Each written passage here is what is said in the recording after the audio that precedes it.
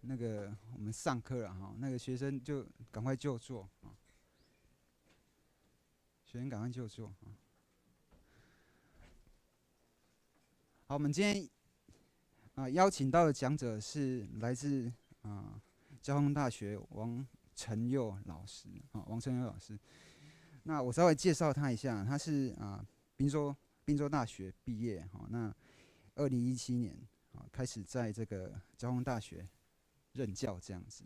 好，那之所以今天会找这个王老师来就是如果说各位同学有印象的话，我们这一年我们找了好多至少3个嘛跟那个这个 MOF 相关的这个老师来演讲，对不对可见说我们这个环工领域慢慢的就是开始有一些这个新的材料对我们来讲是新的材料我们需要这个跨领域的这样的学习那又刚好就是我今天早上才发现说他这个王老师要讲这个二氧化碳捕捉我们如果各位有注意到的话，科技部这一个月3月办了北中南3场这个算是演讲专题计划演讲那个 CO2 减碳这个被我们环工领域当作是一个重点的那个计划的一个方向就是说尽量就是可以在这一块提出一些新的做法出来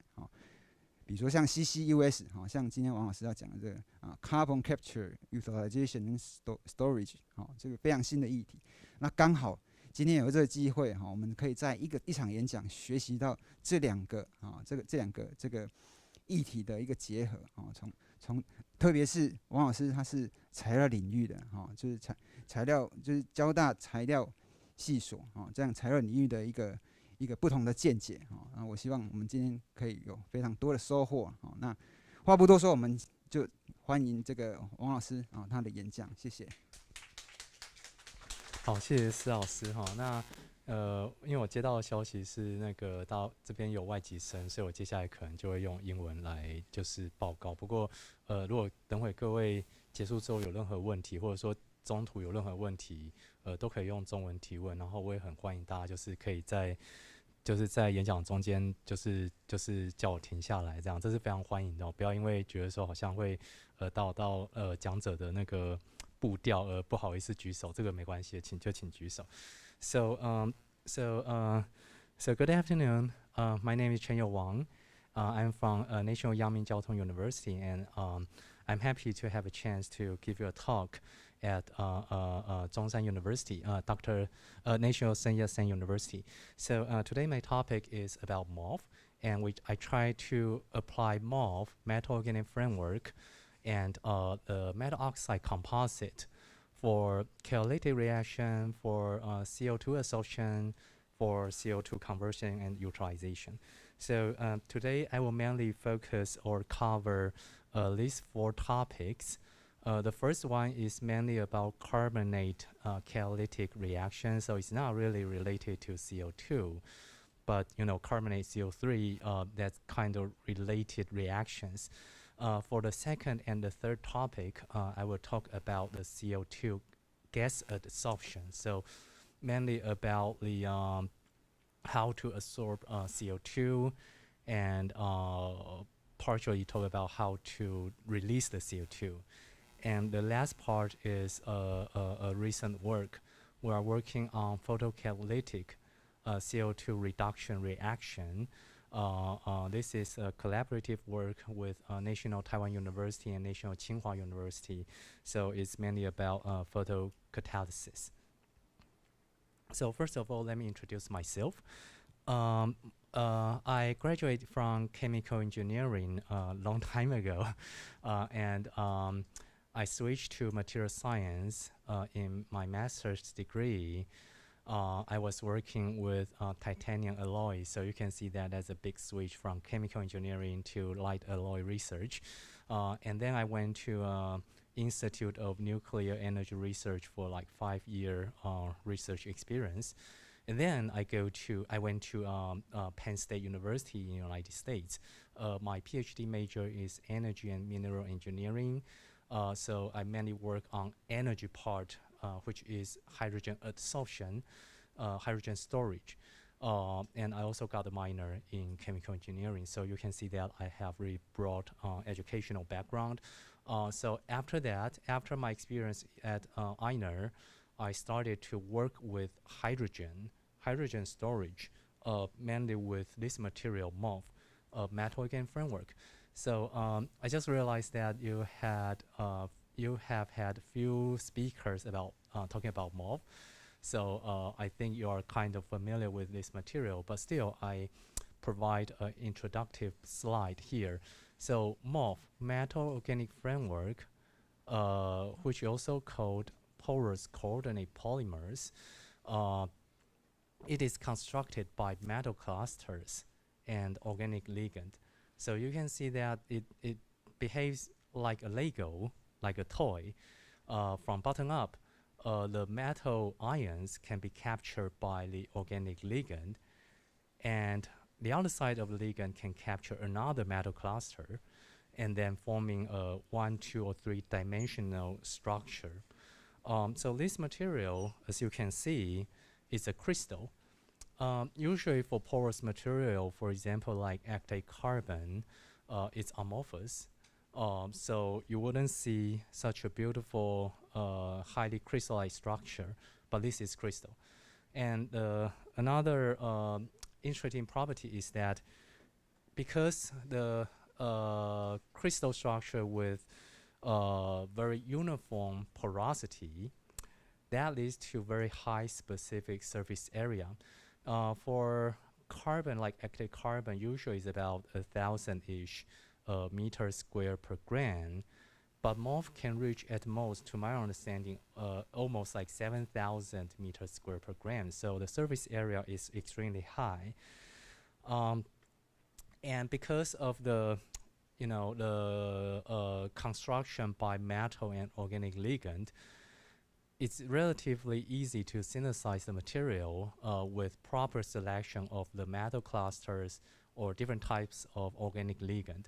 The most common type of organic ligand is carboxylate. So you can see that here we have like carboxylate. So 2 carboxylic acid with 1 benzene ring. That's the simplest organic ligand, benzene dicarboxylate. You can change the property by selecting different types of organic ligand to have maybe different types of properties.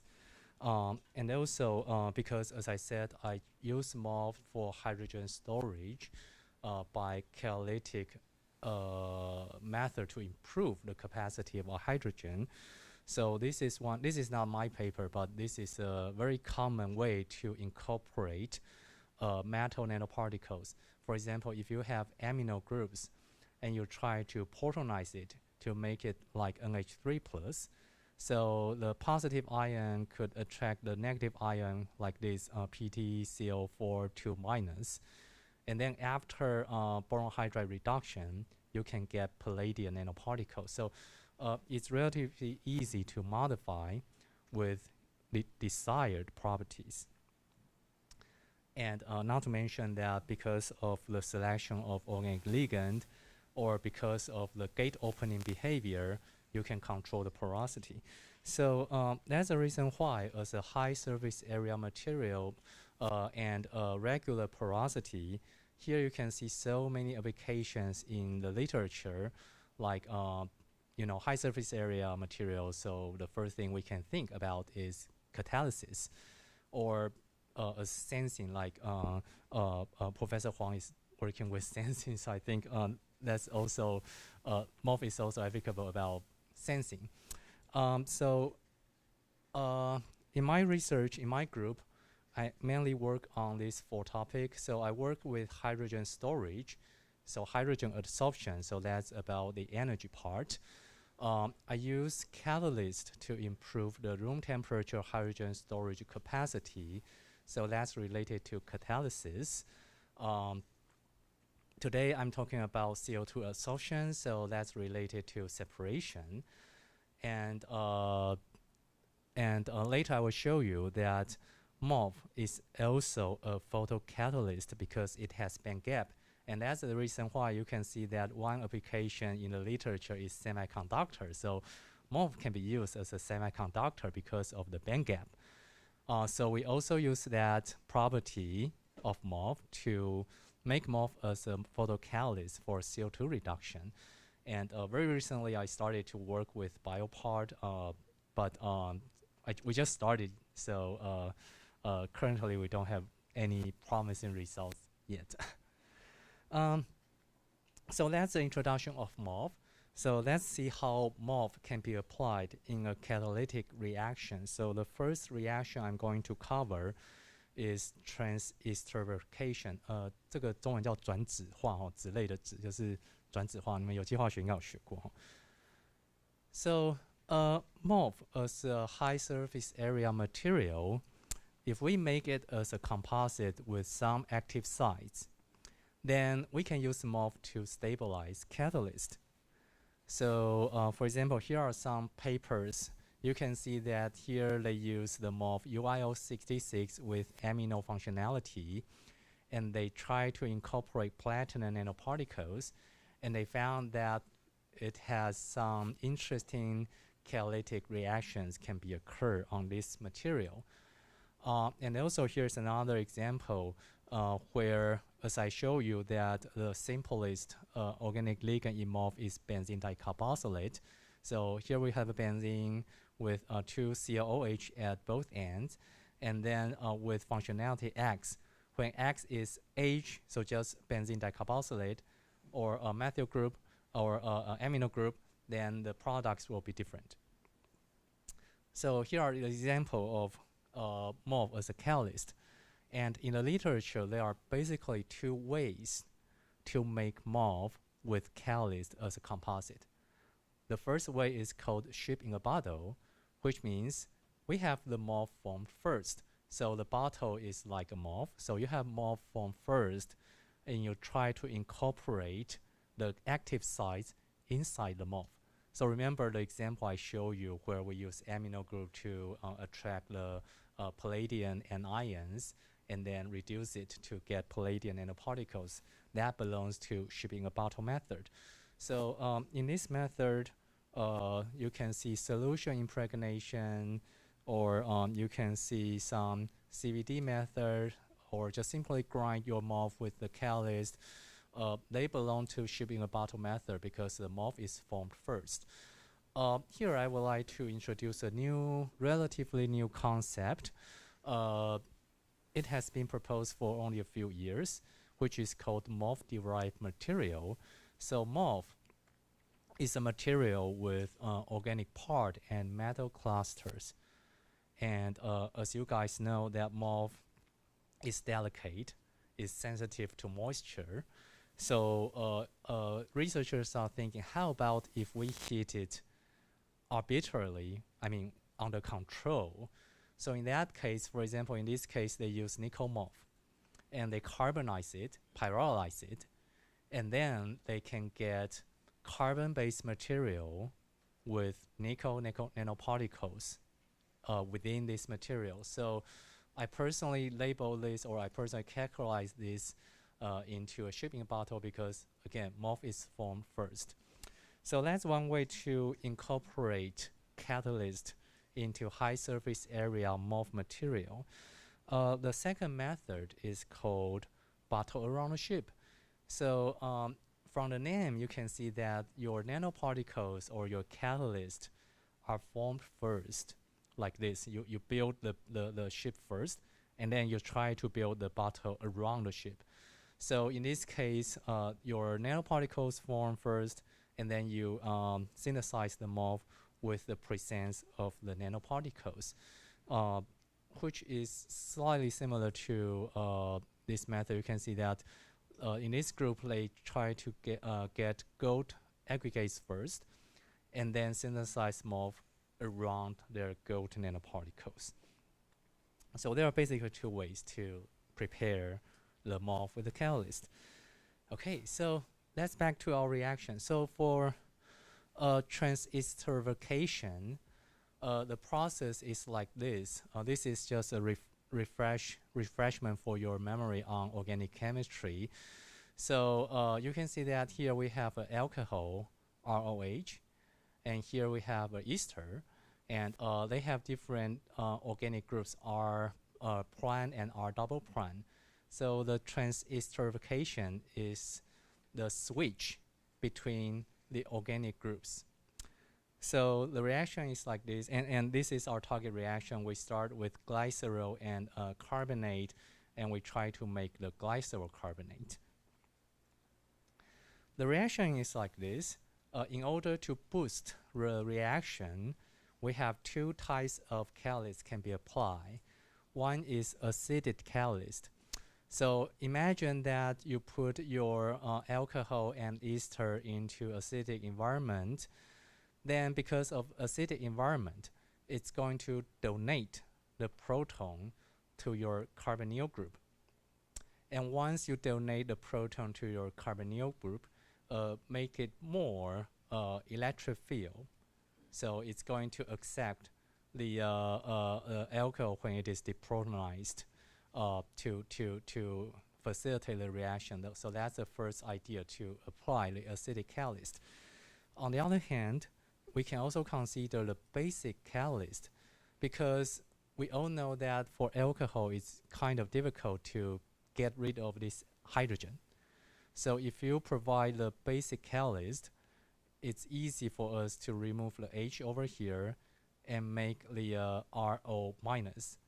And in this case, make it more nucleophilic to attack this carbonyl group and to finish the transesterification reaction. So to our target reaction, according to the literature, they found that there is a relationship between the glycerol transesterification rate and the basicity of the catalyst. So they found that the higher basicity you have, the higher this is what the activity of the catalyst we can reach. So that implies, well, it might be better if we have basic heterogeneous catalyst to have better yield than the acidic counterpart. So if we want to have more basic side, then how about this? We can apply magnesium oxide, and then for MOF, as I show you that it's quite common to have amino functionalized MOF. So amino group is also viewed as a basic site. So if we can incorporate magnesium oxide inside the MOF with amine functional groups, then maybe we can have very good catalyst. So our motivation first is that, well, I want to have metal oxide as a basic site. I want to have amino groups in the MOF. So how about we can disperse magnesium oxide inside the ZIF8? So ZIF8 is a MOF with a lot of N groups. So here you can see that we have methyl imidazole, and these nitrogen groups can be viewed as a basic site. So the second question is, if we can successfully incorporate magnesium oxide inside the ZIF8, can we have very good catalytic ability for glycerol transesterification? So that's the motivation. So we apply the ship in a bottle method. So we synthesize the MOF first, and then we apply magnesium nitrate and provide the basic environment to make it as magnesium hydroxide. And then after we calcine it to remove water, we get magnesium oxide. So that's a very simple method. So we try to apply with different magnesium oxide loading from 10% to 50% based on this equation about the loading amount. And we confirmed by, I think it's by AAS, that we do have the actual loading of magnesium oxide regarding 10, 20, 30, up to 50 weight%. And we found that with the loading of magnesium oxide, of course, the surface area will drop because we probably fill our micropores with magnesium oxide. So of course, the surface area drops with higher loading of magnesium oxide. But surprisingly, it looks like the porosity. So here is a pore size distribution. So here is its intensity, and here is a pore size. There's a slightly deviation, but it looks like in general the pore sizes are basically the same, slightly different from ZIF8, but basically remain the same. So that means we still have the high surface area, high porosity with controlled pore size. And then we look at the XRD. The reason why we look at the XRD is that, as I emphasized, MOF is a crystal material. So if the crystallinity of MOF is bad, that implies the bad porosity, bad surface area. So XRD is a very good technique to confirm that our MOF is still there. So you can see that ZIF8 has very good crystallinity. The diffraction peaks are really sharp. And we can see with the increasing loading of magnesium oxide, the peaks, the characteristic peaks for ZIF are still there. So again, that confirms even though our surface area drops, our porosity or our crystallinity is still very good. And then we can see the diffraction peaks for MgO, and it becomes obvious with loading. And then we take a look at the TEM. This one is the one of ZIF8 without the magnesium oxide loading. And here in sequence is 10, 20, 30, 40, and 50% of loading of MgO. First of all, you can see that the topology, the shape, it looks like a cubic, right? So the satellite topology can be kept up to like 20% loading. And then we can see that if you look at the tiny black dots around our ZIF8, like here or here, you can see that the size of the magnesium oxide remains the same regardless of the loading amount of magnesium oxide. So that implies, because we're doing ship in a bottle, so the size of the bottle or the pore size of the MOF, it seems to be able to control the precipitation magnesium oxide size. And we assume, or we believe, that it's because of the nitrogen site. Remember, we have methyl imidazole in ZIF8. A lot of N site may be able to attract the magnesium cations and further make it as magnesium hydroxide. And then, after dehydration, we can make very well dispersed MgO. So that's a good thing, because in catalysis, dispersion of your catalyst site, of course, is very, very important. So we try to apply this MgO at ZIF8 as a catalyst for transesterification. And you can see that regarding the yield of glycerol carbonate, we have two outliners. These two has the highest yield. And not surprising, you can see that they are the one with magnesium oxide in ZIF8 and magnesium oxide itself without the ZIF. And they are all higher than ZIF8 or magnesium hydroxide at ZIF8 or magnesium hydroxide. So that implies, well, again, according to literature, MgO seems to be a good catalyst for transesterification. So as long as you have MgO, the yield of glycerol carbonate becomes higher. And we found that if we compare the one when we do ship in a bottle to combine to make the composite versus when we simply mix our MgO and ZIF8 together, you can see that the one when we incorporate MgO has higher yield of glycerol carbonate.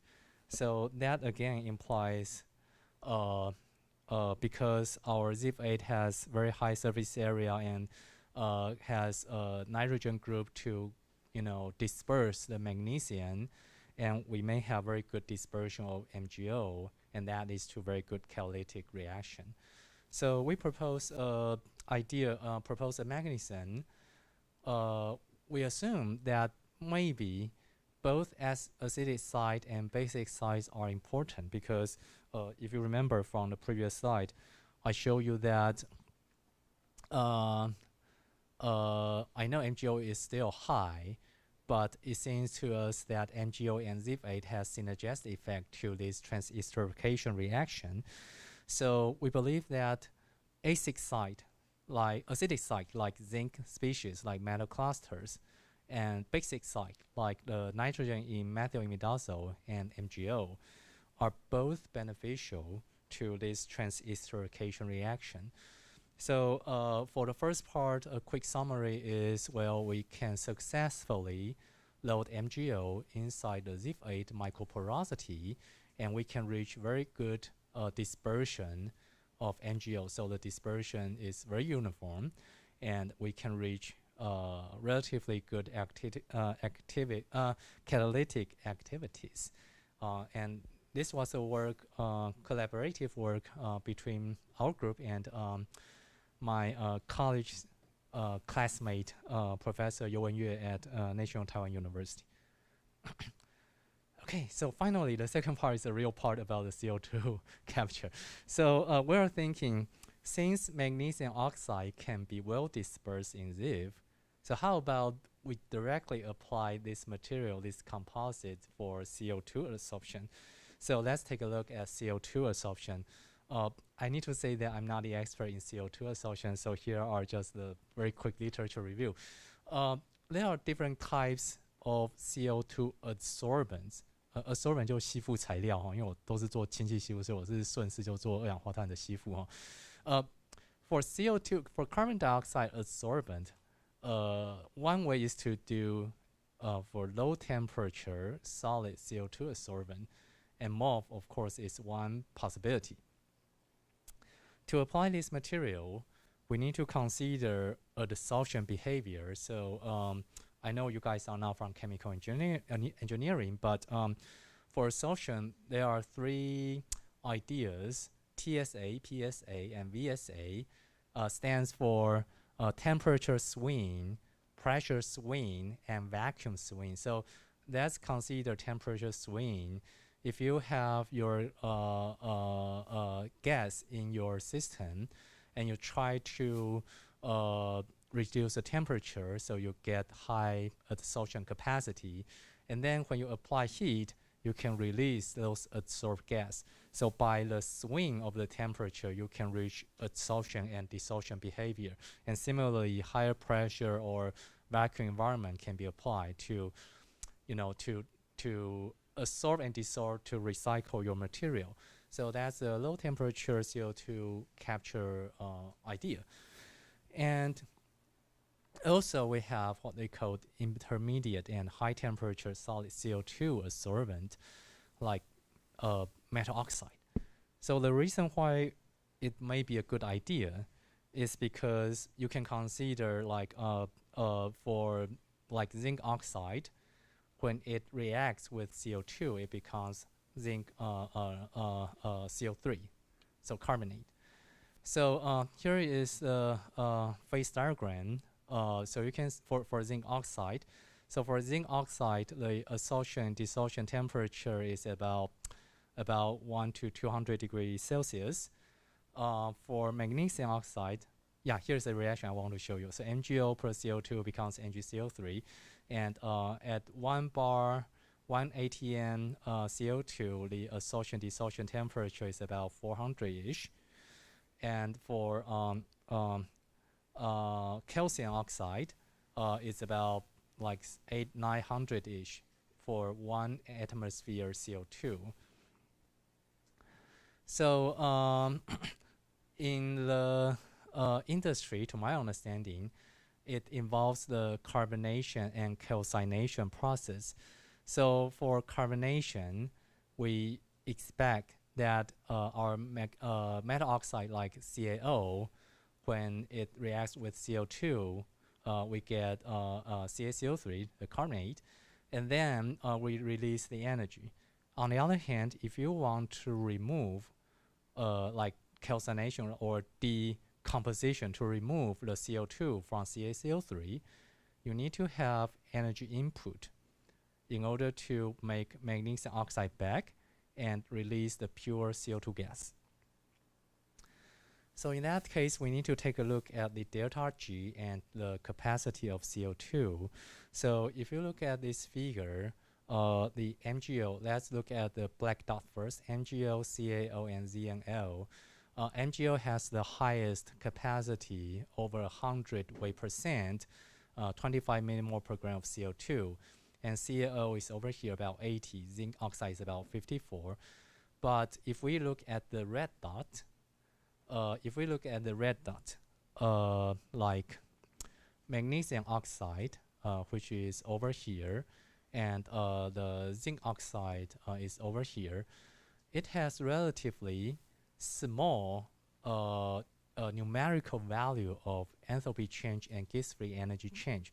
That implies if we want to dissolve the CO2, we may need less energy for this material compared to CaO, because CaO has like minus 200 delta H and minus 100 to 150 delta G.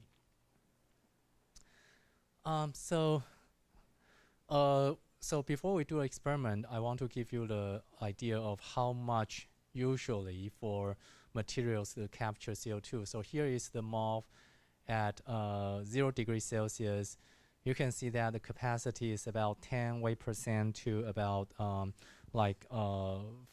2 to 9 weight percent. Remember I told you that for magnesium oxide it's about 100 weight percent. So this is way, way, way lower than the metal oxide. On the other hand, here is the summary for CaO-based sorbent.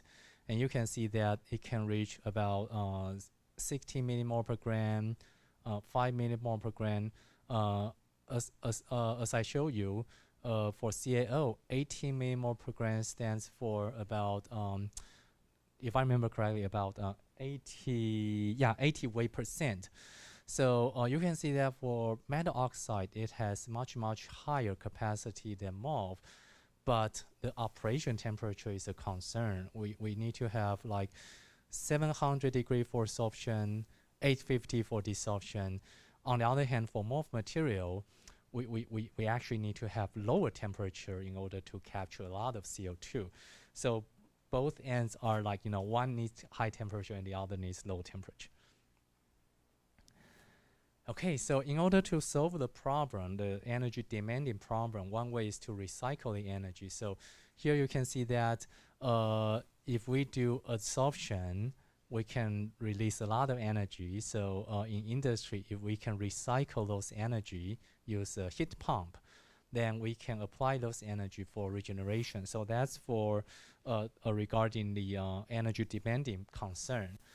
And the other concern is the reversibility. In fact, calcium oxide is broadly used for striping the CO2 in the atmosphere. But the reversibility, you can see that after 1, 2, 3, 4, 5 cycles, the capacity drops from 28 to only 18. So drop by almost by half. And it is because, to my understanding, it is because of the aggregation of the CaO. So because of the aggregation, you have less surface area to capture the CO2. So the reversibility is another concern of, using metal oxide for CO2 capture. So how to solve the problem? So one way is, well, how do we increase the surface area? How about if we make some active sites to keep the activity of the metal oxide? So that's the reason why, or that's the motivation. Since in the first part I show you that we can incorporate magnesium oxide in ZIV with very good, very uniform dispersion of magnesium oxide, then how about we can apply this material to, how about if we apply this material to absorb carbon dioxide?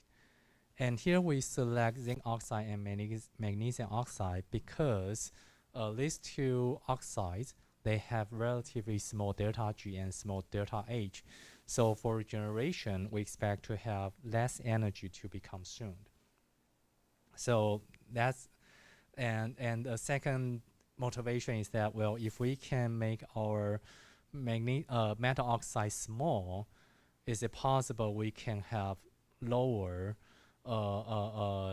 metal carbonate regeneration temperature, so decomposition temperature may be lowered. Okay, so again, let's check our XRD to confirm that our ZIF, our MOF is still there, it's not dead. So you can see that for both ZIF material, regardless of the loading of magnesium oxide or zinc oxide, it looks like our MOF structure is still there. And you can see that here is what I show you in the first part, from 10, 20 to 50% of loading. And in order to boost the capacity of CO2, we try to expand the capacity up to 90%. And you can see that very, very broad magnesium oxide at low loading, and after 70% and 90% is actually magnesium oxide dominant in the XRD pattern. It becomes really, really sharp. On the other hand, for zinc oxide, even though we started with very low loading of zinc oxide, like here, if you look at 50% loading in zinc oxide and 50% loading in magnesium oxide, you can clearly see that very, very sharp zinc oxide peak can be seen.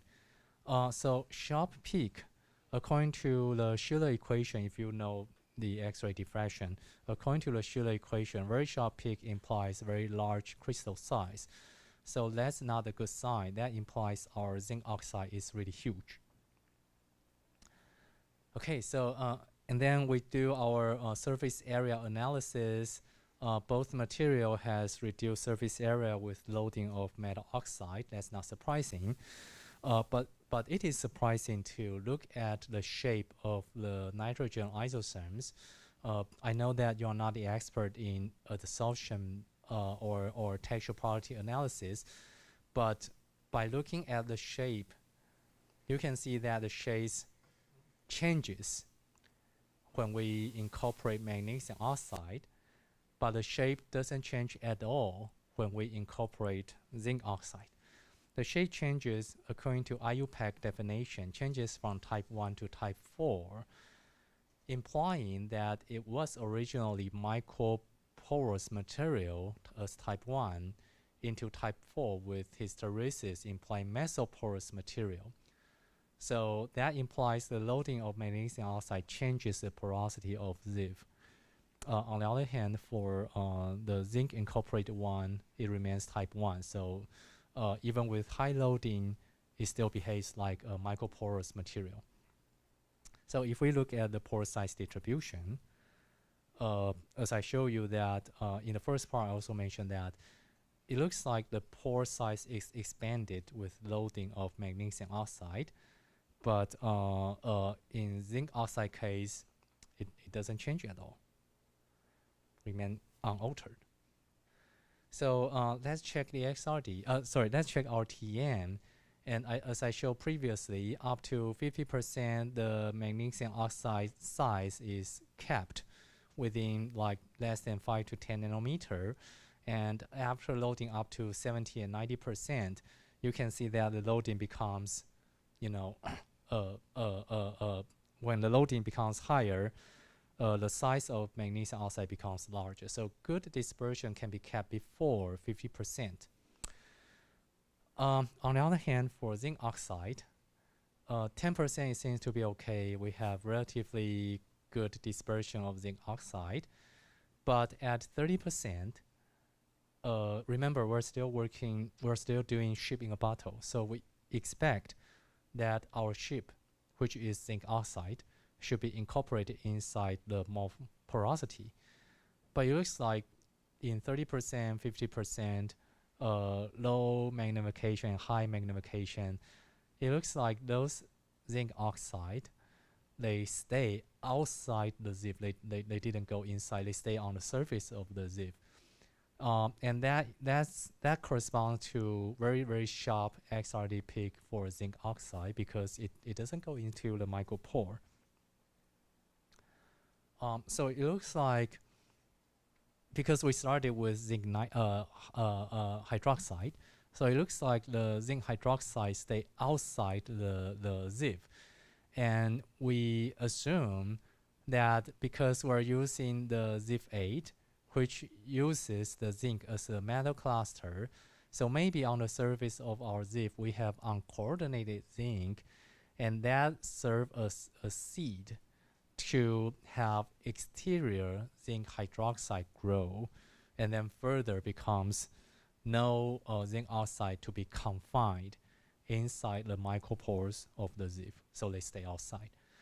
And then we check the CO2 capacity, and remember for magnesium oxide, the carbonation and calcination temperature is relatively low, so we work with room temperature absorption and 200 degrees Celsius for regeneration for both materials. So we measure the CO2 capacity and found that at 50% we have the highest capacity compared to if we simply mix magnesium oxide with ZIF-8. In zinc oxide, as I show you in TM, only at 10% we have relatively good zinc oxide dispersion. So we get a relatively good CO2 capture capacity in this case.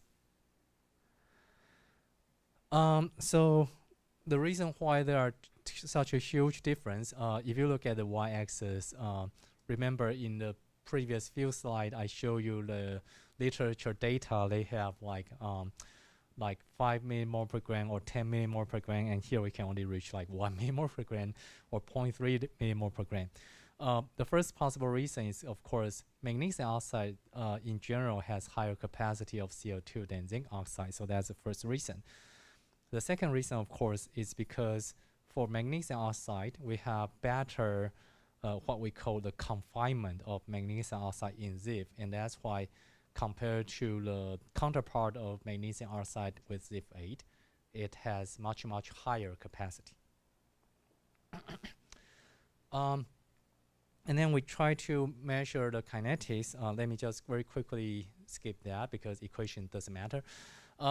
So we can see that for magnesium oxide, it's relatively slow in absorption compared to zinc oxide.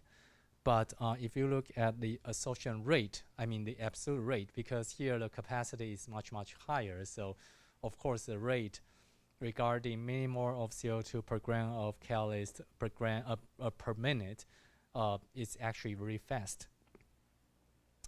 And if we compare different models, in fact that magnesium oxide has better fit in pseudo-second order model, and if you look at the zinc oxide, it has better fit for LDF model, linear driving force model. For pseudo-second order model, it is in general believed to be a chemisocial behavior. For linear driving force model, it is generally believed to be a physical behavior. So that leads to a quick conclusion that because we didn't successfully incorporate zinc oxide in ZIF, so the assumption is mainly about the physical of the ZIF-8.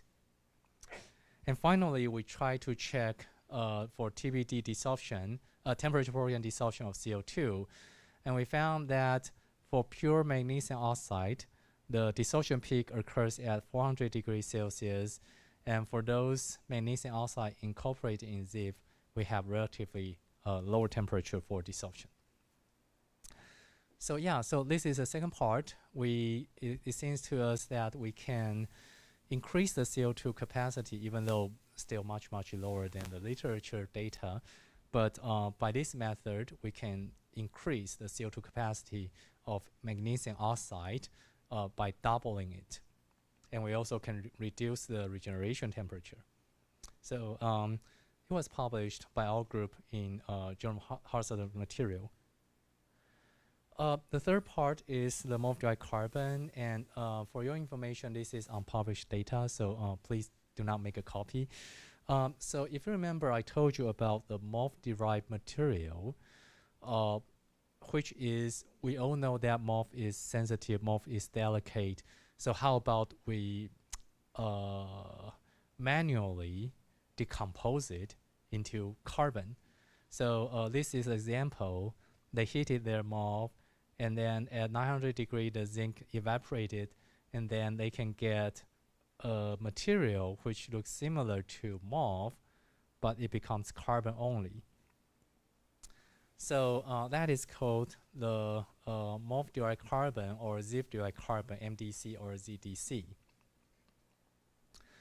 I was thinking, if we want to remove the metal, how about we just keep those metal and make it as metal oxide, deposit on the carbon matrix, which may keep the MOF microporous structure.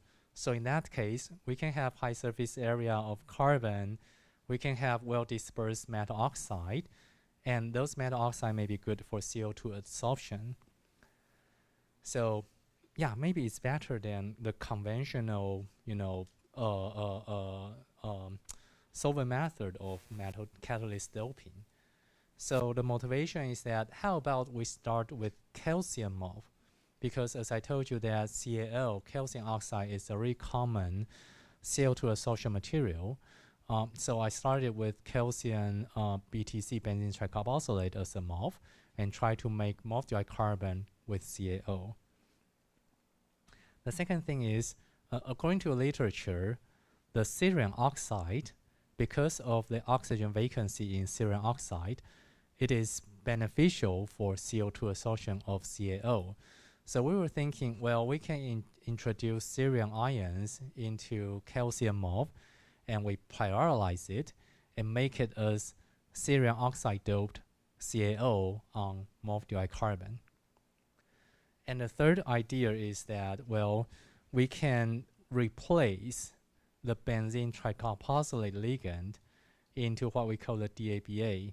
So DABA, we have diamine, and we all know that nitrogen group is beneficial for CO2 absorption. So we try to do that in order to get nitrogen doped CaO on MOF-derived carbon.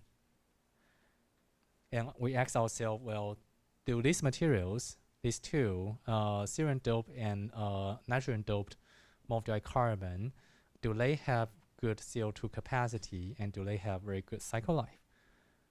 So here is the TEM image of CaO and CaO on MOF-derived carbon. And by looking at the scale bar, you can clearly see that the MOF-derived carbon has very, very well dispersed calcium oxide compared to a big CaO. And here's a particle size distribution. You can see that we can reach less than 10 nanometer of calcium oxide. And yeah, so here are just some conventional material characterization, so I would like to skip that. First of all, we introduce cerium into the calcium MOF, and you can see that regardless of cerium loading, the MOF XRD remain the same. So that means the loading of cerium does not change the crystallinity of our calcium MOF. And after pyrolysis, for pure calcium MOF, after pyrolysis, you can see that we get a lot of calcium hydroxide. So we believe that it's because after carbonization, after pyrolysis, when it is exposed to air, it reacts with water and becomes CaOH2. For the cerium doped MOF, after pyrolysis, instead of showing a lot of CaOH2, we actually see a lot of CaO.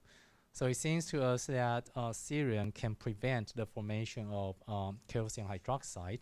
So again, CaO is good. CaO is what we want in order to capture the CO2.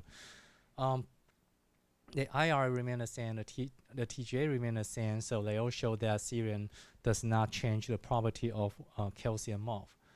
And we do the CO2 measurement. Here we do carbonation at 600 degree, and calcination is 700 degree. And again, you can see that here is a comparison between the experimental data and theoretically how much CaO we have in our MDC, and those CaO has expected CO2 capture amount. And you can see that we can reach, here we got very good data. We get over 60 millimole per gram, almost as high as the literature data. And that occurs when calcium to cerium ratio is 90:1. And the reason why we use MOV is for very good dispersion. Remember, for CaO, in the literature data, after 5 cycles, the capacity drops by half. So we measure our pure CaO after 1, 2, 3, 4, 5. Again, it drops by half. So that corresponds to the literature data. The interesting thing is that when we do multi-carbon with CaO on multi-carbon, you can see that after 10 cycles, the CO2 capacity remains almost like the same. With the cerium loaded, the green one, compared to the black one, the pure CaO on MDC, we even can increase the capacity a little bit. So this is the literature data. So we check our result. We check the XRD of our carbonated material. So after CO2 exposure, we check the XRD, and we found that we expect to have aggregation of CaCO3, calcium carbonate. So we may expect to have really sharp peak of CaCO3. But it looks like, well, yeah, we do have CaCO3 very sharp, but for pure CaO, we still can see pure CaO, and they are not really sharp. So that implies maybe our calcium oxide does not have aggregation. And also remember, the reason why you introduce cerium oxide is because of the oxygen vacancy. So let's jump to the conclusion. We found that the oxygen vacancy has the highest, 32% compared to the others in the calcium to cerium 90:1 ratio. And that's the one we have the highest CO2 absorption capacity. And also the SPS for oxygen is another way to confirm the oxygen vacancy. Again, let's skip that. We have OC stands for chemisation, OV stands for the real vacancy, and LL stands for the oxygen in the lattice as CO2 or CaO.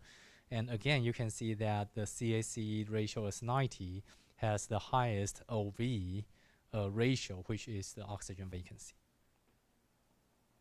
Okay, so that's the first part. And the second part is when we replace the ligand by DABA, the ligand with diamine. First of all, the XRD remain the same, the IR remain the same, the TGA seems to be the same.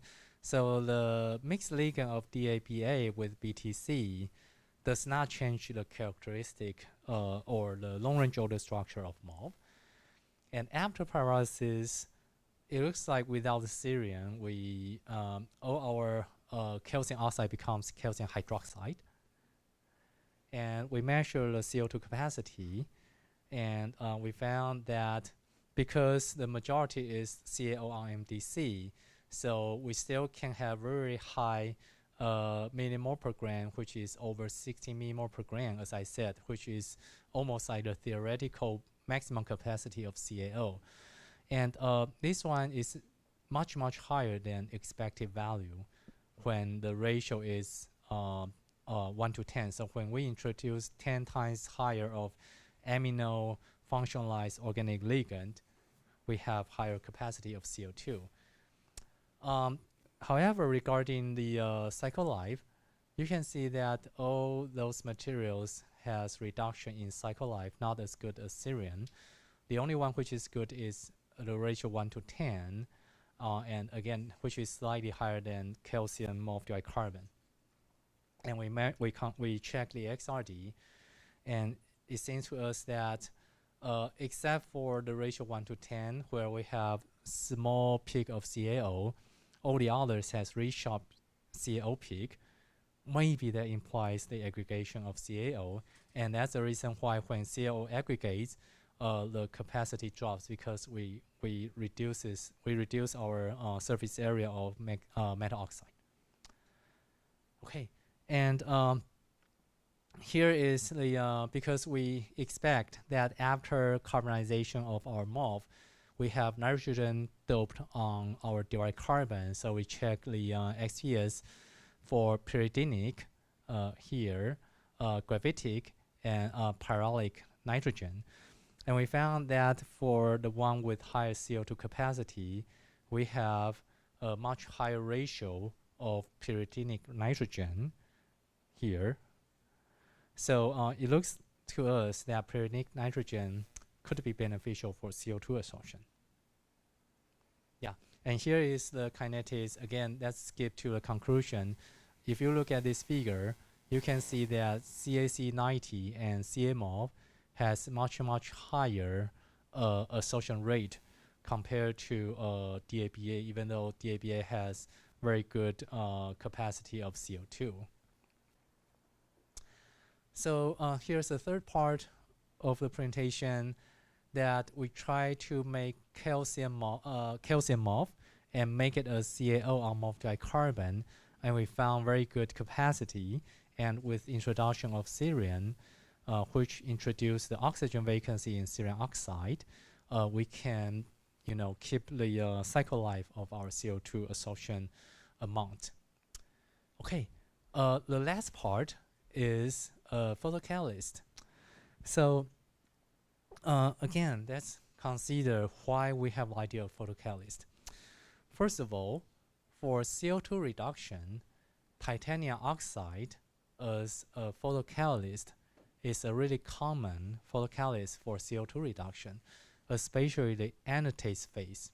The anatase TiO2 has very good CO2 reduction photocatalytic performance.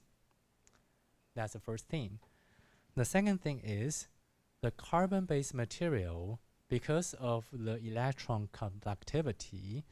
Remember, for photocatalysis, we expose our material under light, we generate electrons and holes, and we don't want electrons and holes to be recombined. We hope that they can be separated so the electrons can be used to reduce something.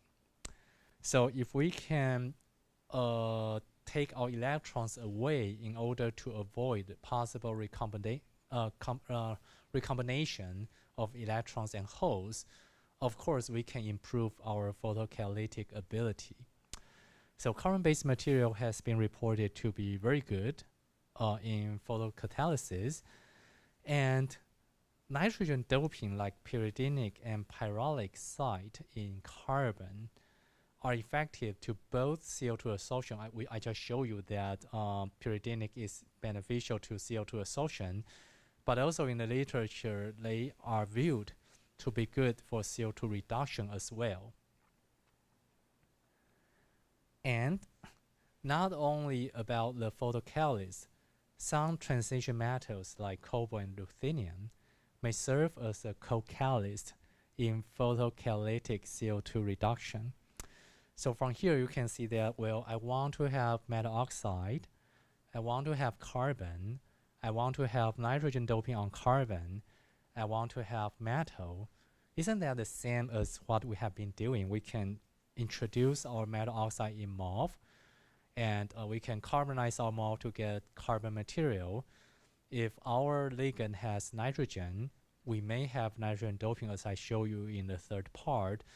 And then the last part is that, what if I use a MOF with cobalt as a metal cluster, so we can keep the cobalt? So it seems to be a very good plan, research plan for this purpose, CO2 reduction, photocatalytic CO2 reduction. So in this case, we're doing a bottle around a ship.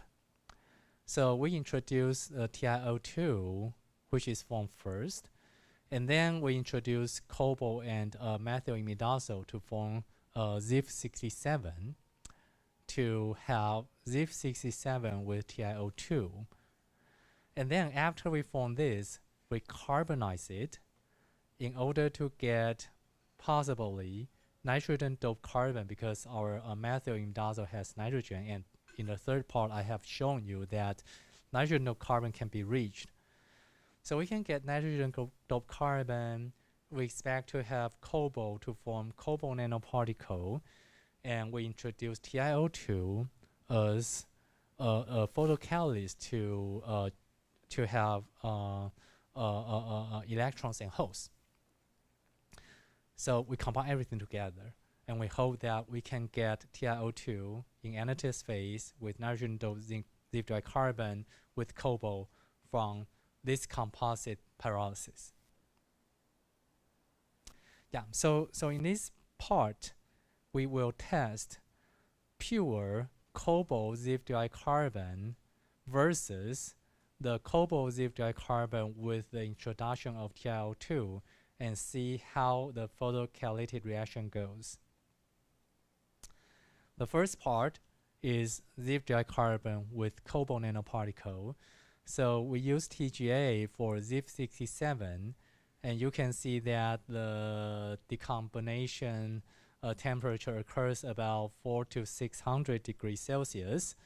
And that's the reason why we select 3 carbonization temperature, 450, 550, and 650 degrees Celsius. And then if you look at the XRD of ZiF67, that's good. But after we heat it up to 450 degree, well, the ZiF structure is still there, but at 550 and 650, there's no ZiF peak. So that implies the decomposition of the ZiF structure. And also here you can see that the SEM image, well, the shape is the same, but the long range alter disappear. So that implies that we carbonize our ZiF, and we probably expect to have cobalt precipitation. So in 450 degree, you can see that in 450 degree, we don't see the diffraction for cobalt. But for 550 and 650, we can see cobalt 111 peak. And that corresponds to, this is 550 degree, and this is 650 degree. And you can see very well dispersed cobalt on top of carbon. And here we have the aggregation. The size changes from 10 nanometer to 13, 14 nanometer. The size aggregates of cobalt. So 450, no cobalt, the ZiF still there. Very good dispersion for 550 material. And here you can see that the XTS for cobalt and the nitrogen doped carbon to be proved. And we did the UPS to determine the band gap. So even though titanium TiO2 is not introduced, for ZiFDI carbon we have band gap. So that implies it can be possibly a good photocatalyst. So again, here we can see the nitrogen doping after pyrolysis. That's good. We can see the cobalt reduction becomes obvious at higher pyrolysis temperature. That is also good. We can see the band gap. That's good. So we try to do photocatalytic reduction, and we found that for the one with good dispersion of cobalt, it has really high selectivity on acetaldehyde, which is a C2 product. So we get a C2 product, which is actually really rare, is because for photocatalytic CO2 reduction, usually people get CO or CH4, but surprisingly we get a C2. So since 550 is the best, we use 550 as a pyrolysis temperature, and we introduce the TiO2. And with different amount, 1 and 4, we introduce the TiO2, but the TiO2 amount is not a lot. So before pyrolysis, the ZiF XRD seems to be the same. And for pure TiO2, we try to carbonize or try to heat it at 550 degree, and we get a black TiO2. And we worry about the structure, and we found that, well, the structure is still the same as the original TiO2 in anatase phase, so that's okay. And then after introduction of TiO2, we carbonize it. We found a cobalt diffraction peak, and here are the cobalt particle size distribution without the TiO2 with one amount of TiO2 with 4 amount of TiO2, the TiO2 does not change the aggregation of cobalt, so the cobalt size distribution is okay. So we cannot confirm the TiO2 by XRD, but we check by the TEM. We do found the antithesis phase of TiO2, so we know that TiO2 is there. Yeah, so cobalt nanoparticle can be found, antithesis TiO2 can be found after carbonization of ZIF.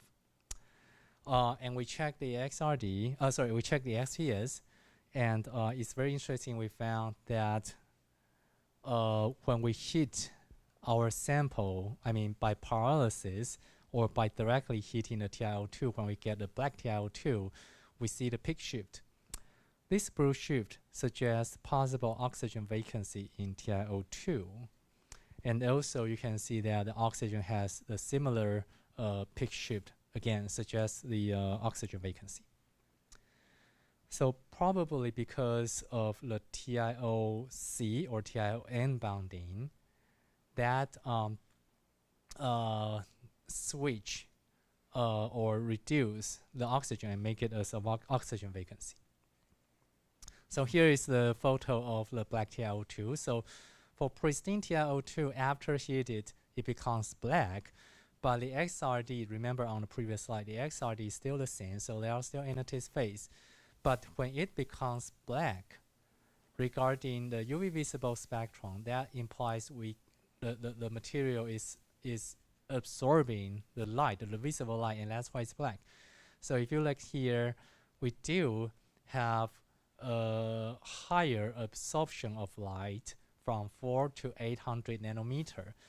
And we believe that that implies the black TiO2 after heating has the mid-gap state at about 0.19 eV because of those oxygen vacancy. So imagine that because of the oxygen vacancy, we have extended tail over here, extended tail, and this is above the valence band age or below the conduction band age, and it comes from the disorder, I mean the oxygen vacancy.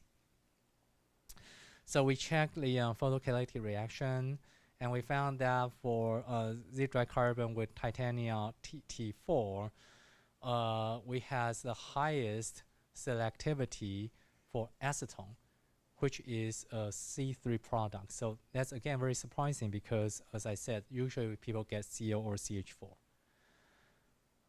And also we found that we have, compared to a literature, we have multi-carbon products, and we have high quantum efficiency. So we believe, or we presume, that for pure ZIF carbon, we have cobalt, and electron generated by carbon because of the light absorption can across the Schottky junction go to the cobalt and leave positive charge behind in the molded carbon. And that's why we have the methyl group to be reduced from CO2. And those nitrogen sites in nitrogen-doped ZIF carbon may still be active to CO2 reduction, but lower activity, and that's why it has COH. And that's why we may have acetaldehyde for pure ZIF carbon. When TiO2 is introduced, because of the oxygen vacancy, that lowers the conduction band a little bit, and that improves the dissociation of CO2 and elevates the concentration of CO. And we guess that because of the introduction of TiO2, we have more CO to be generated. And of course, originally we can reduce to COH. And because of the CC coupling behavior, at the end we expect to, we presume that that leads to the acetone product when TiO2 is there. Yeah, so that's a quick conclusion. By one pyrolysis, we can get TiO2 on nitrogen-doped carbon with residual cobalt nanoparticle as a co-catalyst. and we get multi-carbon product. And this is a collaboration between National Taiwan University and National Tsinghua University, and it was published recently to Journal of CO2 Utilization. So yeah, thank you so much. So that's the last slide, and I'm happy to take questions from you. Thank you.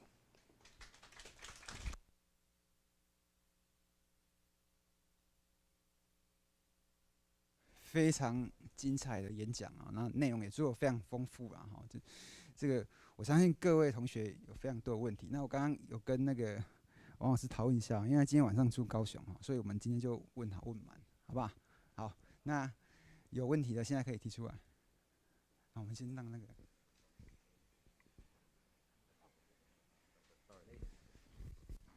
老师好哈。我们看到最后看到那个在这个算是ZIF derived carbon 这边哈，跟那个 TiO2 结合之后，对这个 CO2 有一个好像是就是一个还原的效果，变成 CO 嘛哈。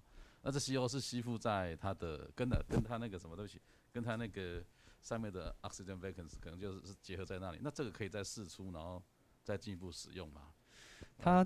因为这个部分我们是推测的哦，这个就有点尴尬，是因为它其实这个右边的图是我们推测，我们并没有真的去验证说它可以存在这样的一个形式，我们只是推测说，因为它有这些 oxygen vacancy， 然后根据文献的说法是说，它可以将 CO2 变成是一个像这样子的一个形式存在，就是 CO 的一个三键文献写。然后我们推测说，因为这样的一个形式存在，如果说今天我有很多 CO 存在的话，它会出现一个 CC coupling。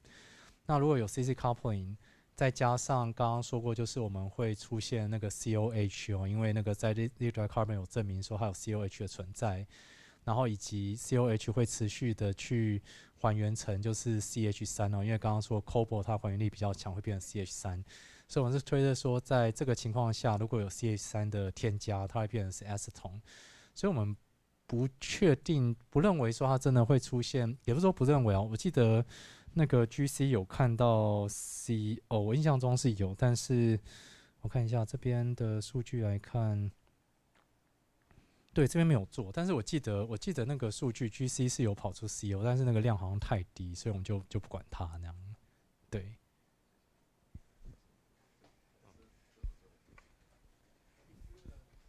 好，老师好。你好，你好。老师好，这个老师内容非常丰富哦，我目不暇接。那简单两个问题跟其他老师请教。老师刚好提到说，model 制备方法有两种嘛，一个是 ship in the bottle， 一个是 bottle around the ship。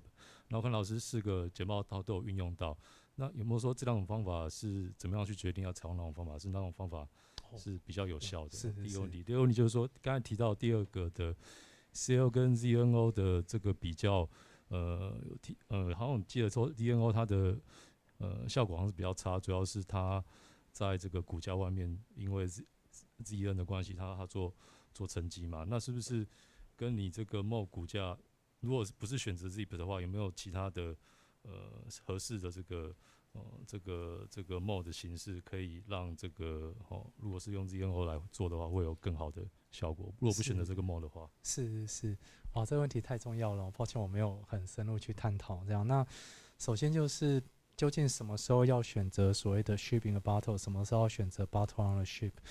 我自己是觉得，至少看一些 review paper， 他们并没有说哪一个做法比较好。可是我自己比较常看到，其实是 ship in a bottle， 因为跟刚刚讲的一样，就是我们的 MOF 的那个框架的结构啊，就是会限制你的那个金属的析出，所以理论上它可以达到良好的分散度，就是良好的 particle size 的 control。所以一般来说，我自己会倾向做这个。那通常在反过来，其实我觉得像吴嘉文老师做的有一点点像这个，可是他是用 de novo 的方式，他是把 enzyme 先放在 MOF 里面，然后把它包起来，所以概念是很像的哦。那我自己是觉得说，取决于你的合成的条件。举例来讲，我们曾经遇过一个状况，就是我想要做 shipping 的 bottle， 可是我的这个金属的前驱物，它的一些就是 chemicals 会把 MOF 破坏掉，所以变成说那种情况下，我就不能选择这个方式，我只能选择先将那个里面的材料先做好，然后再把 MOF 长出来。可是遇到另外一个问题就是当我把那个想要填入的，不论是光触媒还是触媒材料先长好之后，通常都会很大，数十到数百个 nanometer。别人说它跟 MOF 的整合也变得不是很好，所以这也是就是我目前遇到的问题，我也不太确定要怎么样去解决这样。那回到刚刚讲的，就是如果说今天是做就是 metal oxide 的添加的话，那基本上刚刚没有提的事情是这个部分。刚刚有讲，但没有很强调，就是说这个部分其实是氢氧化钠去添加。那刚刚我有提到，就是 MOF 其实很怕水，所以你们就可以想象，说氢氧化钠其实好像是一个蛮严苛的环境，其实不应该拿来做实验嘛，对不对？那也因为氢氧化钠的关系，几乎只有 ZIF 这一系列的就Zeolitic Imidazole Framework 才活得下来哈。那它正好跟 UIO66相反，UIO66我记得它是不怕酸。然后这个是不怕碱，所以变成说一样，就是取决于你的反应的过程，你的那个合成的过程。如果你今天要碱性环境，那可能就是 ZIF 会是一个比较好的一个选项。这样，那这也是为什么我那时候是选择从 ZIF 开始。那其他的材料，因为 ZIF 毕竟也很好做啦，所以以学术的角度来看，我们是的确是只有选择，我没有考虑别的，但是。别的应该也可以试试看才对。对，好，谢谢。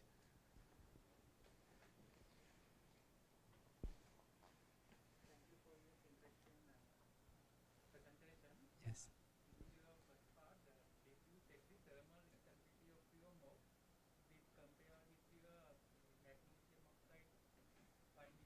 Yeah, that's also a really important question, and I skipped that.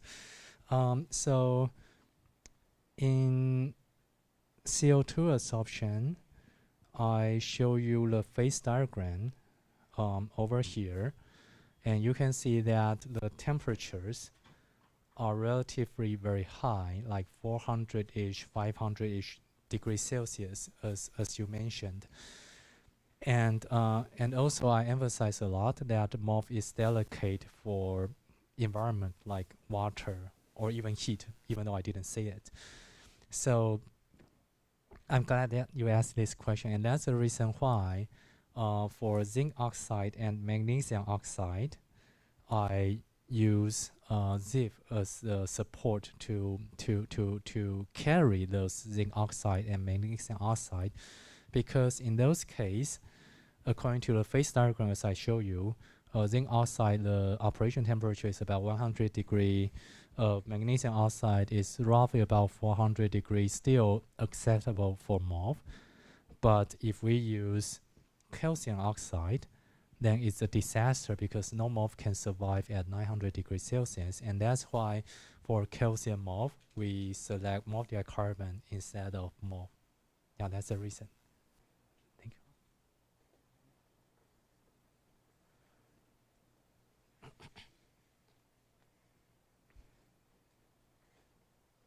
谢老师专业的演讲，那个就是像是比表面积 MOF 的比表面积，它的我在想会不会跟它的 organic ligand groups 跟什么？对不起，我没有听到。跟什么 ？organic ligand groups 对它的长度或尺寸有什么？这个好化学，我刚刚才跟那个施老师说，我不是化学背景，我常常都觉得自己做MOF觉得自己很虚。我不认为它有直接的相关，理由是因为我自己有的经验啦，是这一页的那个 BDC benzene dicarbazolate， 就是这个我做过，这个 IMOF1 配上锌，然后那个这个 naphthalene 就是2个苯环的我也做过，这个是 IMOF8， 然后这个也是2苯环，可是它是那个 biphenyl 的一个形式，它是就是比较长一点，这个是 IMOF10 我也做过，可是我记得 IMOF10 的比表面积是最低的，然后 IMOF8 是最高的，我印象中，不对哦，好像不是，好像是 IMOF1 是最高的，然后这个是最低的，然后这个好像次之，可是我印象中它并不是说 ligand 越长或越短，它表面积就越高，所以我不太记得有没有哪篇文献特别提到说它就是 ligand 一定要特别越长越好，我觉得没有，但是就像我们对所谓的表面积的了解，譬如说，我们拿碳做例子，也许对碳比较熟悉。碳如果要增加表面积，就想办法把它挖很多洞出来啊，就是把它弄得乱七八糟的、啊，它可能表面积就很多。那所以换句话说，以 morph 的角度来看，像这一种啊，你看它很像那个古代戏剧那个袖子很长那个样子，它那这种的 ligand 就有人做那种很夸张的，做成那种很像那个 spaghetti 一样，就是弄得超级长，然后号称说表面积可以提升到多高。那所以通常要提升表面积 ligand 着手是一个方式，但是我不认为，至少我不记得有特别提到说长度有关，这是一个。然后另外一个更常见到的其实是 catenation， 就是像这样扣在一起，这样就是它两个 morph 扣在一起，那个表面积就会很高。可是我没有碰过，所以我不知道怎么样做到让它可以 catenation 这样。对，反而不是，也不是说不是啊，是它我很少，我没有特别去研究说它是不是ligand选择可以让它表面积变得很高。对，好，谢谢。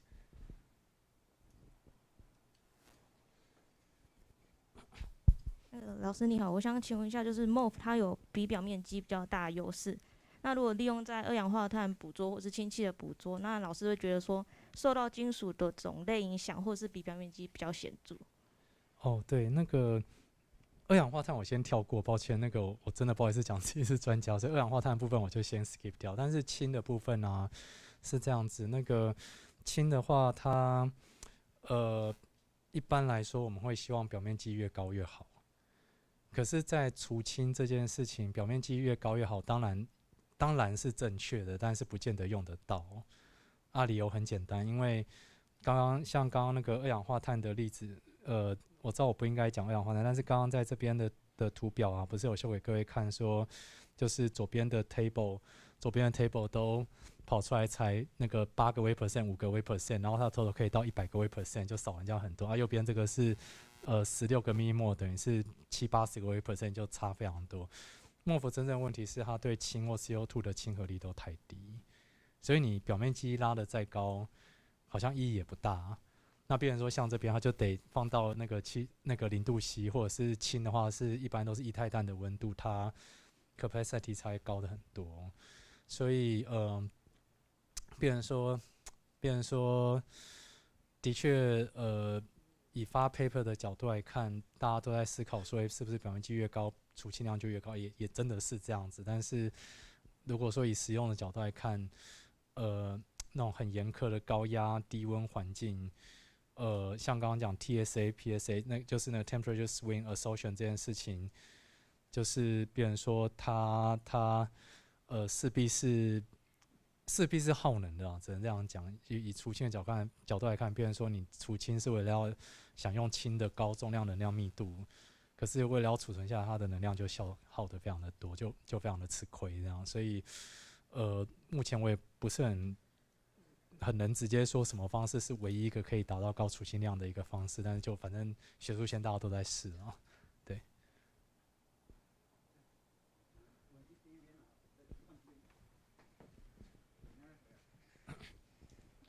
Thank you very much for your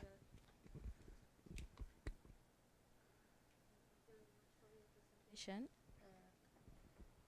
When we use lithium oxide, calcium oxide or zinc oxide in the real environment will contain moisture.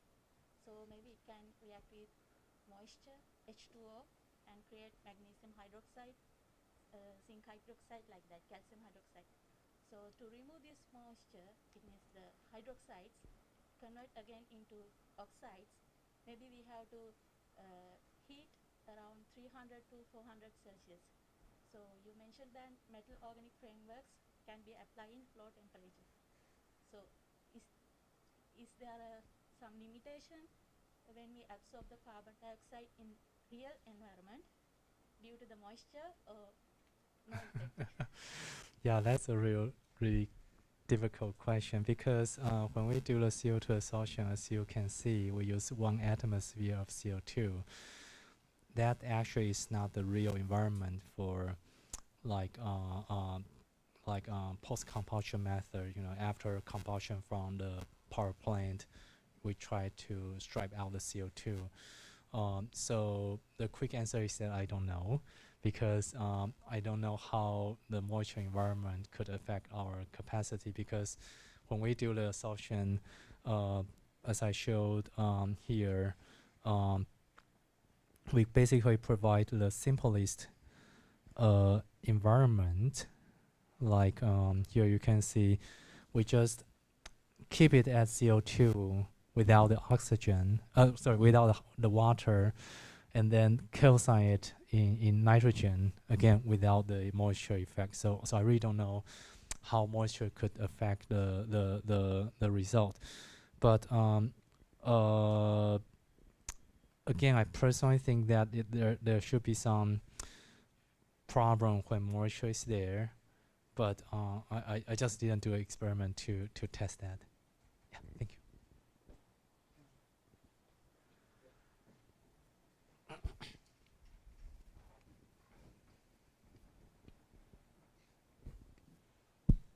王老师你好哈，你那好。我有个问题也是大概比较在职场未来如果有机会运用的话了哈，就是说，因为我们知道就是说，如果我们以后在职场运用的话，一般的烟气里面的条件其实是蛮复杂的了哈。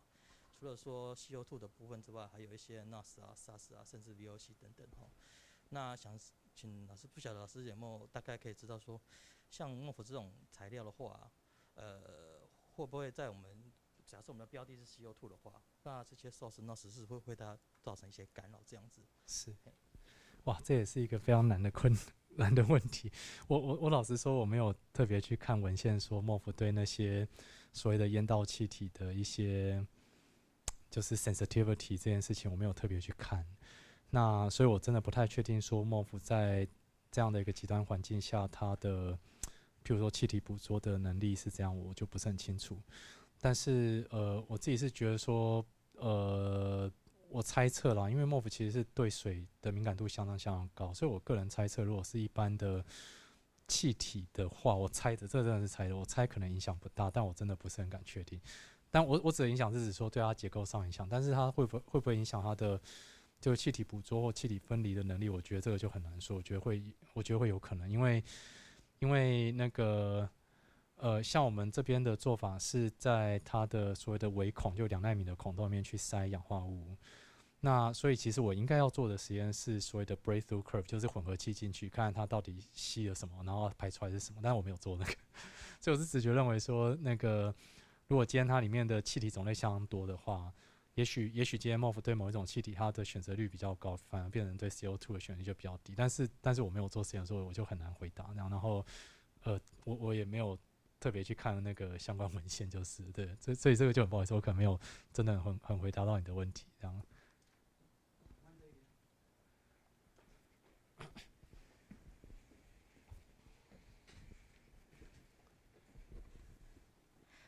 喂，老师你好，我想请问一下，就是你有说到吸附气体的部分，我想请教为什么老师会选择氢气一开始，然后以及后续会如何把它脱肤出来，就是如何把它脱肤的处理，以及费用上会不会很贵？是那个选择氢气的最主要的理由。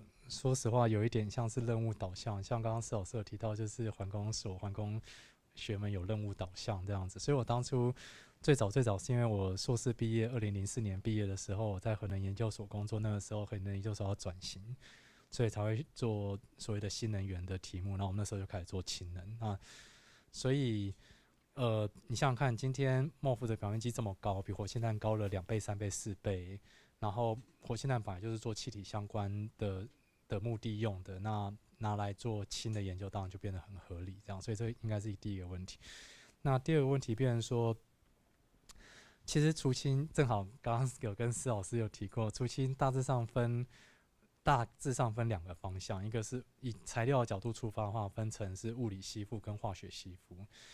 物理吸附你就想象跟这个图一样，就是我今天我们把那个气体遮住，不要想 flue gas 什么，就想象说。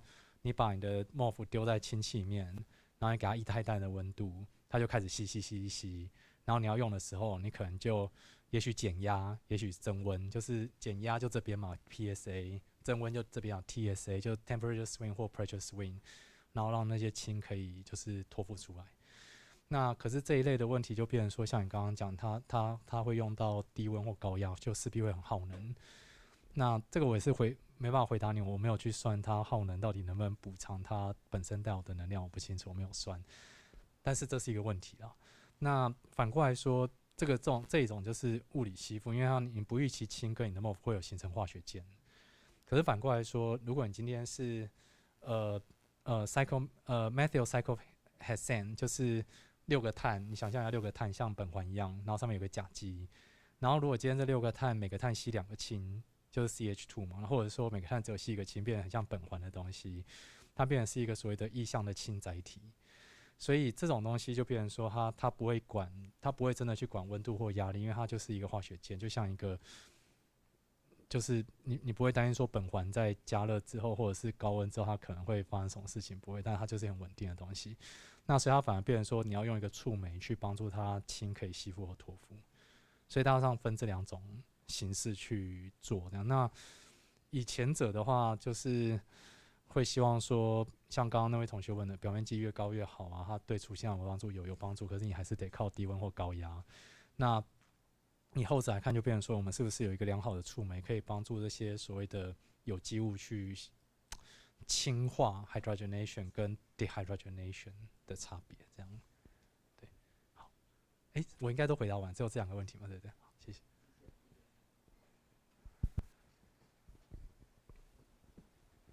老师，非常谢谢您精彩的演讲。那我想要请问，就是如果在 ship in a bottle 的方法里面的时候，你要怎么确定每个 MOF 里面都有长出金属氧化物？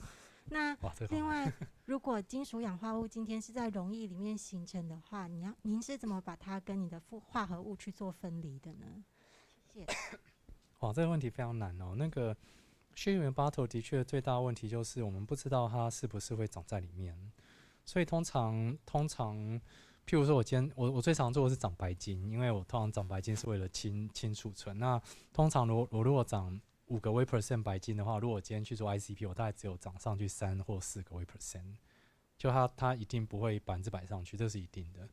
那至于那个所谓的 solution impregnation， 就是这边写的这句话 solution impregnation， 一般来说可以这样去想哦，就是通常如果你今天是单纯只是 solution base， 那也就是离子会被这些 MOF 给，也不要讲抓起来，就是它可能会留在孔洞里面，比较不容易出来。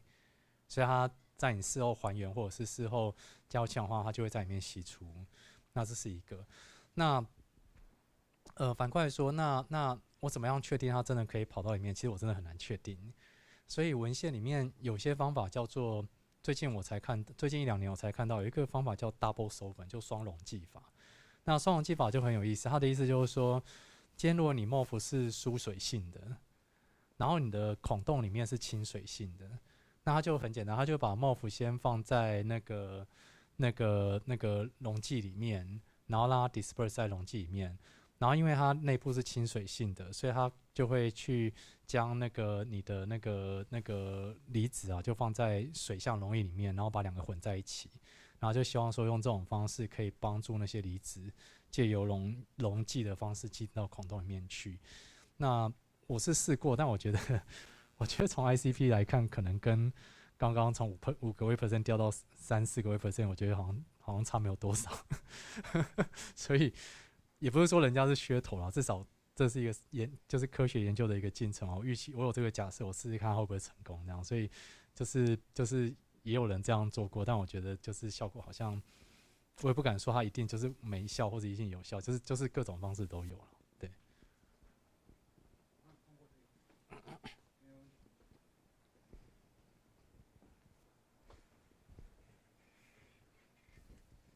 Thank you for the interesting lecture.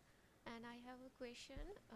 Have you studied the binding of NH2 group as a post modification of your MOF? The binding of what? NH2 group. NH2. Yeah. Binding. Binding. Okay. Of NH2 group as a post modification of your MOF, and is it effect to the carbon dioxide formation? Is it what? Absorption, carbon dioxide absorption. Oh, yeah. Actually, I don't use the word doping for amino group because if I want to introduce amino group to MOF, the simplest way is to select the ligand with the amino group, so I don't have to, after the MOF synthesis to introduce amino group. I don't do that. I can directly apply the what we call BDCNH2 to the ligand. That's easier. I didn't do the measurement of that for CO2 absorption. The main reason is because it has been well known that amino groups is beneficial for CO2, so I didn't do that. Instead, I carbonize it to get the nitrogen carbon for CO2 absorption. That's, it's like, again, I think it's also a well-known fact, but I think it's how can I say? Because it's well-known, so I didn't do the experiment. Yeah.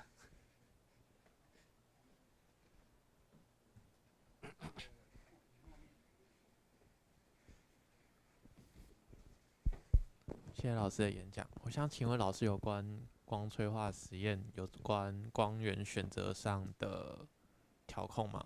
然后是你MOF材料跟 TiO2 等光催化材料的结合会改变它的能系，是有可能的吗？那个请问你是做光触媒相关的吗？对。哦，那 heterojunction 你知道吗？对不对？对，其实是这样子。那个通常我得先说，我并不是光触媒的专家，不过我对光触媒的了解啊，我现在也没有投影片可以给你们看，就是了。不过我对光触媒的了解是在于说，今天MOF为什么会有我应该从哪边开始讲？就是MOF 的 band gap 的来源其实是从那个叫什么pi to pi star 来的。就是我想我们学过有机化学就知道，今天这里有一个派棒的嘛，所以换句话说，它照的光会从 pi to pi star， 这有机化学教过。那只是差别在于说，当它从 pi to pi star 要签之后，它会出现说从那个 pi to metal， 因为旁边是 MOF 嘛，旁边是金属，所以这个现象叫做那个LCCT ligand to charge class， 不对。ligand to cluster charge transfer LCC ligand to cluster charge transfer， 所以换句话说，就是照了光之后它产生 band gap。那所以通常我在做光触媒的时候，我今天没有讲，但是我们有别的题目做光触媒，我就是看说MOF 的 band gap 有多少，然后跟它配合的 heterojunction 的那个材料光 band gap 有多少，然后去整合它。反而是在这边台大那边，他们觉得说，因为 TiO2 出现氧控缺。所以他会认为说，TiO2 的确我也量得到 band gap， 就像这张图一样，我们的确量得到 band gap 是那个我记得是2点多，我忘记是2点多多少了，3点多，对不起，2.9到3.2 eV 没有错。可是他会认为说，因为这边的吸收量也很高，所以他把这一段也视为是一个多出来的一个band structure， 所以变成说，除了 conduction band， 就后面出现的图，除了那个 conduction band 跟它的那个 valence band 之外，除了它的 conduction band 跟 valence band 之外，它台大那边假设说，在这边会有一个所谓的多出来的，像是一个 tail 一样，它并不是一个真的量得到的一个 band age 的。其实量得到，刚刚你有看到，就是有一个1点多的那个，但是他就把这个视为是可能因为氧矿缺造成它 band structure 有调整，所以我自己在做那个就是 MOF 跟不论是 TiO2 还是其他光触媒的一个整合的时候，我们其实就是真的很传统，就是 MOF band gap 量一量，然后 TiO2 量一量，然后看它 band structure 是什么这样子。对，我们倒是没有看到说 MOF 会真的改变掉，除了这个之外，我们没有真的这样去讲说它会改变它的所谓的 band structure。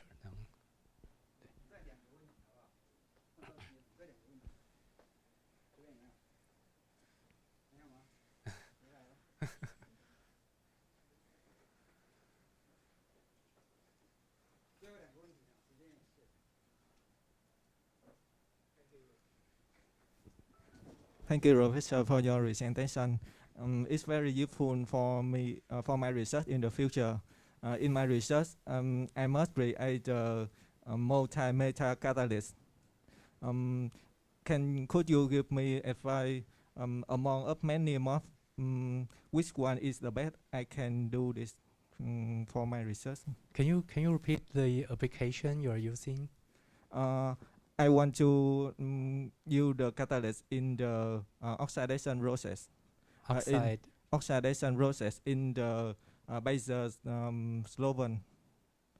Oxidation. Yeah. What? Yeah, material. I want to create the HMF to FDCA.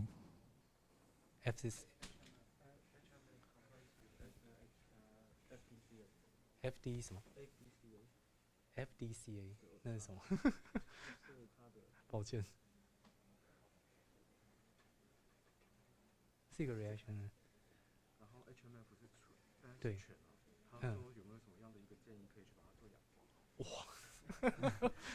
Wow, that's a tough question because my expertise is not mainly on catalytic reactions, so I really don't know. We probably have to find. I can only give you some suggestion. Like in our case, because we know, I know that in my presentation I was doing something like, because transesterification we need this catalyst, so we do that. Yes. But in fact, what we're actually doing is that because we have this MOF, so we see that how this MOF, what properties we have in this MOF, and how those properties may be beneficial to what reaction. So instead, we're not shooting for transesterification. Instead, because of we have this MOF, so we shoot for what reaction. You know the difference? So we're not trying to find the best catalyst for transesterification. Instead, we have this material, so we try to see what reaction can be applied. So that's a question I don't know how to answer your question because I'm not sure what's the criterion to increase the yield or conversion rate for your reaction. So I can only suggest you to try to find possibly what active sites, or maybe what if you have to apply metal, I don't know, because I mainly use like transition metal for catalytic reaction. So you may think what metal may be good.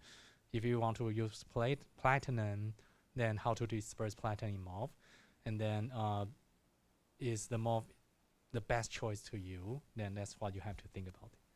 Yeah, I'm sorry that I'm not familiar with your reaction. So Thank you, Professor, so much. Yeah. Yeah.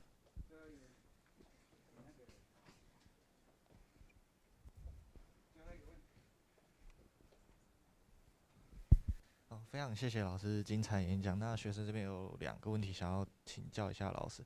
第一个问题就是，一般材料中像是TiO2 存在着就是氧空缺，那在应用上它是一件好的事情嘛？那会不会就是说，氧空位多的话，会不会在可能 CO2 reduction 这部分会不会效果会比较好一点？那第二个问题就是氧空缺它是有办法去做控制的吗？谢谢老师。哦，那个第一个问题的话 ，oxygen vacancy， 我得说这也是我回台湾因为这个合作是跟那个台大林立琼老师合作，跟他们合作之后才知道有这种玩法这样子。然后光触媒，像后面那位同学做光触媒，大家也知道 oxygen vacancy 应该是很常玩的一个参数。那我自己是觉得说它增加了材料的一些可能性。所以我也不太确定它是不是绝对有好处，我真的不知道，我得老实说。那但是我们从这边看到说，因为它有一些 oxygen vacancy， 造成它跟传统的 TiO2 比起来，它有一些所谓的优势在。那在二氧化碳捕捉，其实我们的氧化系C1是4嘛，对 CO2， 我们也看到氧空缺的现象，然后我们也发现说，它也一样就增加了 CO2 对 CaO 的一个二氧化碳捕捉的一个变化，那我们觉得很有趣。但是，它背后的机制是什么？我们也只是 cite 文章，然后去说明这有帮助这样。那所以我也很难说它一定就是有好处，这很难说。但我觉得它是一个，就是在学术里面非常有趣的一个现象，然后蛮值得去持续玩下去。尤其是像这些金属都有不同的氧化碳，你今天如果镁的话就没得玩了嘛，镁就只有正2，你不会出现什么正3、正4那些，可是钛啊、4啊就可以玩这些呢。然后那个，你刚刚第二个问题是说什么？我忘记了这些。哦，对对对，氧控区是否可以控制？那个，这个一样是 unpublished data， 所以大家请低调一下，不要记下来。就是我们去年跟那个中原大学刘伟仁老师合作做那个钠离子电池，然后我们也是拿这个东西 CO2 氧控缺去做。然后我们做氧控缺的方式就很单纯，因为刚刚提过那个 move dry carbon 在文献里面的做法就是把它烧掉嘛，对不对？